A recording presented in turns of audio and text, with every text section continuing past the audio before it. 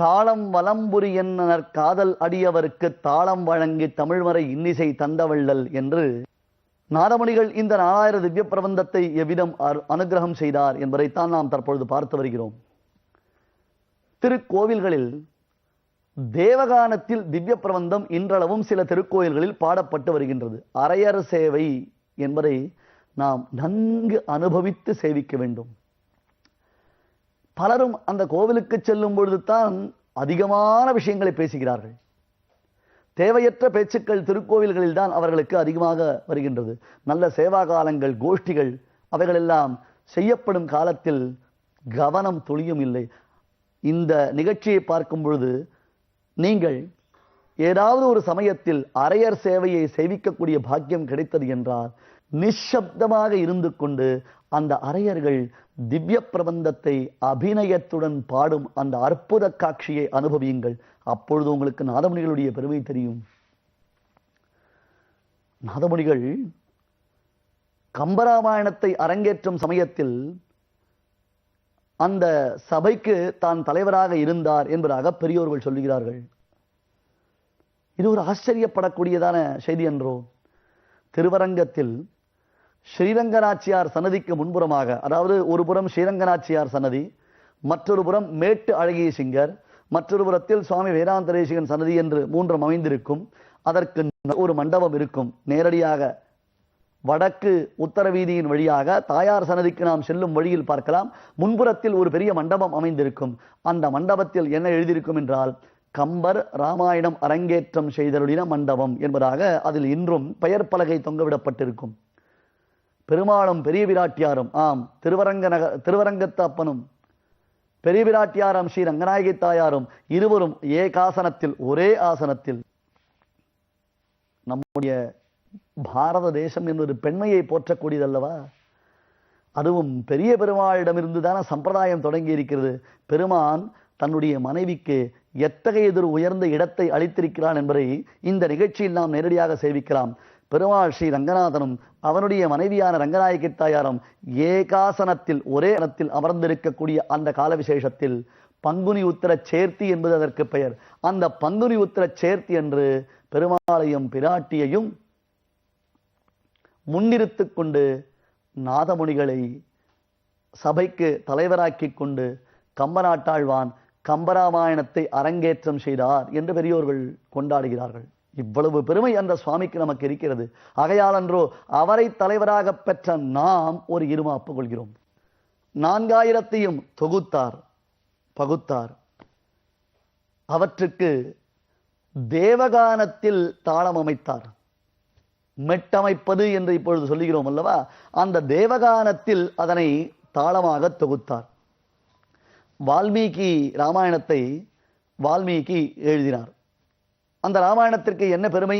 பாட்யே கேயேச்ச மதுரம். பாட்யே கேயேச்ச மதுரம். அதை பாடும் பொழுதும், படிக்கும் பொழுதும், அதை பாடும் பொழுதும் ஆஹா, எல்லாரும் தலையசைத்து மெய்மறந்து கேட்பார்களாம். ததுபகத சமாச சந்தியோகம் சமமதுரோபனதார்த்த வாக்கியபத்தம் ரகுவர சரிதம் முனி பிரணீதம் தசசிரசவதம் நிஷாமயத்வம். ராமாயணத்தின் பெருமை. ததுபகத சந்தியோகம்.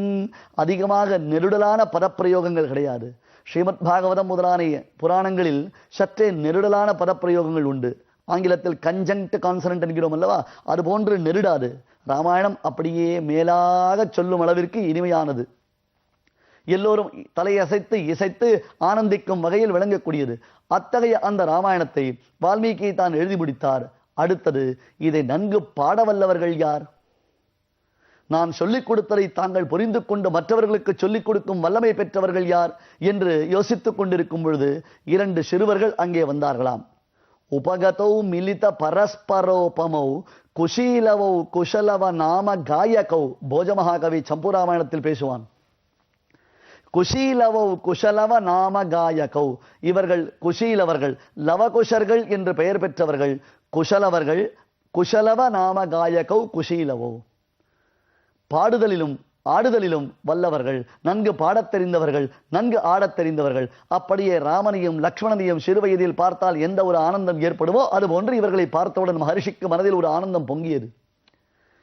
தன்னிடத்தில் வந்த அந்த 2 சிறுவர்களையும் பரிபூர்ணமாக ஆசீர்வாதம் செய்தருளினார். பிள்ளைகள், உங்களிடத்தில் ராமாயணத்தை நான் ஒப்படைக்கிறேன். இந்த ராமாயணத்தை உலகெங்கும் பிரச்சாரம் செய்யக்கூடிய பொறுப்பை உங்களிடத்தில் தருகிறேன். இப்பொழுது ராமன் அஸ்வமேத மகாயாகத்தை செய்வதாக நமக்கு ஓலை வந்திருக்கிறது. ஆகையால் நீங்கள் சென்று அந்த அஸ்வமேத மகாயாகத்தில், ராமன் செய்யக்கூடிய அந்த யாகத்தில் நான் உங்களுக்கு பயிற்றுவிக்கக்கூடிய இந்த உத்தமமான ராமாயணம் என்னும் நூலை, காப்பியத்தை, பெரும் காப்பியத்தை சென்று அங்கே பிரச்சாரம் செய்ய வேண்டும். உங்களுடைய ஆடல்களினாலேயும் பாடல்களினாலேயும் அனைத்தும் ராமாயணத்தை அடியொற்றி அவர்கள் இஷ்டப்பட்டபடி ஆடுவது, இஷ்டப்பட்டபடி பாடுவது அல்ல. உங்களுடைய ஆடல்களினாலேயும் பாடல்களினாலேயும் அங்கு உள்ளவர்களுடைய நெஞ்சத்தை உருக்க வேண்டும் என்பதாக வால்மீகி சொல்ல, அந்த சிறுவர்கள் இருவரும் வால்மீகி மகரிஷியிடமிருந்து ராமாயணத்தை பயின்று பின்னர் ராமனுடைய சபையில் உத்தமமான அந்த ராமாயணத்தின் பெருமையை அவர்கள் விளங்கச் செய்தார்கள் என்பது ராமாயணத்தின் மகாத்மியம்.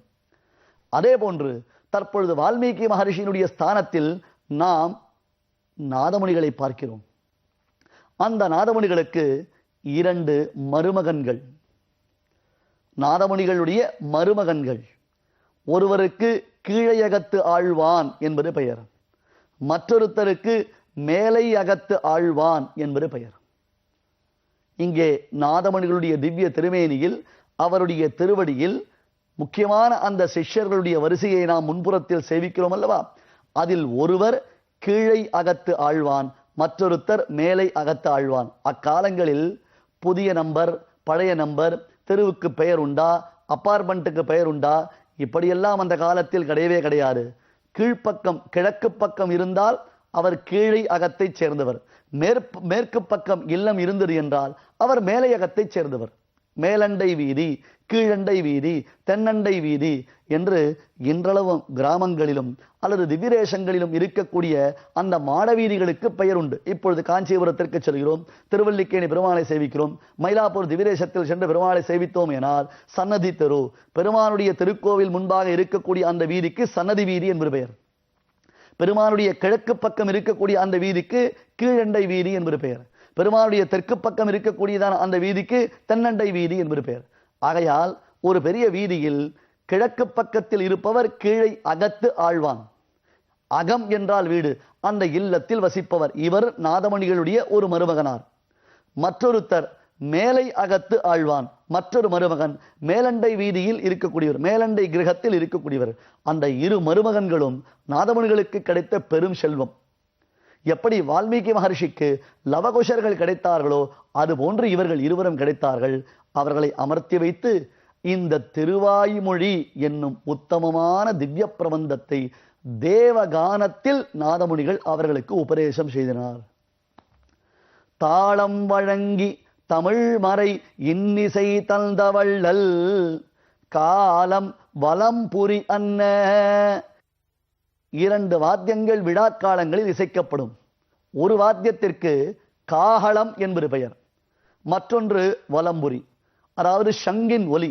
சங்கின் ஒலி எப்படி இருக்கும்? பம் பம் பம் பம் பம் என்று சங்கத்பானம் செய்தால் தங்கள் திருக்கோயில் சங்கிடுவான் போதந்தார் என்று நாச்சியார் தன் திருப்பாவையில் காண்பிக்கிறார் அல்லவா? அந்த சங்கின் ஒலி விழாக்களில், கோவில்களில், திருக்கோவில்களில் நல்ல விழாக்கள் நடக்கக்கூடிய சமயத்தில் சங்கின் ஒலி என்பது மங்களகரமானது. அந்த துவனியே மிகவும் ஆனந்தத்தை அளிப்பது. அதுபோன்று காஹளம் என்பது ஒரு வாத்தியம். காஹளம் என்றால் அது எப்படி இருக்கும் தெரியுமா? தற்காலத்தில் எக்காலம் என்பார்கள். நீண்ட குழல் போன்றது ஒரு வாத்தியம், ஒரு இசைக்கருவி. அதிலிருந்து ஒரு விதமான ஒலி புறப்படும். அந்த ஒலி தற்காலத்தில் அதனை திருச்சின்னம் என்று சொல்லுகிறோம். திருச்சின்ன ஓசை இனிமை உண்டோ மற்றை தேவர்கட்கே என்பார் சுவாமி வேதாந்த தேசிகன். காஞ்சி வரதராஜ பெருமாள் அவருடைய புறப்பாடு நடைபெறுகிறது என்றால் திருச்சின்னம் பரிமாறுவார்களாம். திருச்சின்னத்தை ஊதினால் 4 மாடவீதிகளில் இல்லங்களில் இருப்பவர்களுக்கு ஓ பெருமாள் புறப்பாடு கண்டறளப் போகிறார், இதோ திருச்சின்னம் ஊறிவிட்டார்கள் என்று அந்த ஒலி அவர்களை அழைக்கும். எக்காலம் என்பது பெயர். இப்பொழுது நாம் வீராணத்தை நோக்கி பிரயாணப்படுகிறோம். சென்னையிலிருந்து சேத்தியாத்தோப்பு வழியாக வீராணத்திற்கு செல்லும் பொழுது அந்த வீராணத்தின் இறையிலேயே திருச்சின்ன ஒலி என்பதாக ஒரு ஊரை பார்க்கலாம். அதற்கு காரணமாக அங்குள்ள பெரியோர்கள் சொல்கிறார்கள், ஒரு கால விசேஷத்தில் காஞ்சி வரதராஜ பெருமாள் இந்த வழியாக வந்தார். ஏனென்றால் இங்கே அருகே இருக்கக்கூடிய ஜெயங்கொண்டத்திற்கு பக்கத்தில் இருக்கக்கூடிய உடையார்பாளையம் என்னும் ஒரு சிற்றூரில் தான் காஞ்சி வரதராஜ பெருமாள் சுமார் 20 ஆண்டுகள் வாழ்ந்து வந்ததாக, அந்த வரதராஜ பெருமானுடைய திருமேனி 20 ஆண்டுகள் இந்த உடையார்பாளையத்தில் வைக்கப்பட்டிருந்ததாக வரலாற்று வல்லுநர்கள் தெரிவிக்கிறார்கள். அப்பொழுது வரதராஜ பெருமாள் வருவதை அறிவதற்காக அங்கே திருச்சின்னம் பரிமாறப்பட்டதாம். காகளம் மற்றும் வலம்புரி, இதை போன்று நல்ல மிடற்றோசை, நல்ல குரலோசை உடையவர்கள் யார்? கீழையகத்தாழ்வான் மேலையகத்தாழ்வான் என்னும் 2 மருமகன்கள் நாதமுனிகளுக்கு. அந்த 2 மருமகன்களுக்கு தாளம் வழங்கி தமிழ்மறை இன்னிசை தந்த வள்ளல். திவ்ய பிரபந்தத்திற்கு உரியதான தாளங்களை எல்லாம் தொகுத்து, அந்த பாசுரங்களுக்கு தகுந்ததான உத்தமமான தாளங்களை எல்லாம் தொகுத்து கொடுத்து, தமிழ் மறை இன்னிசை தந்த வள்ளல்.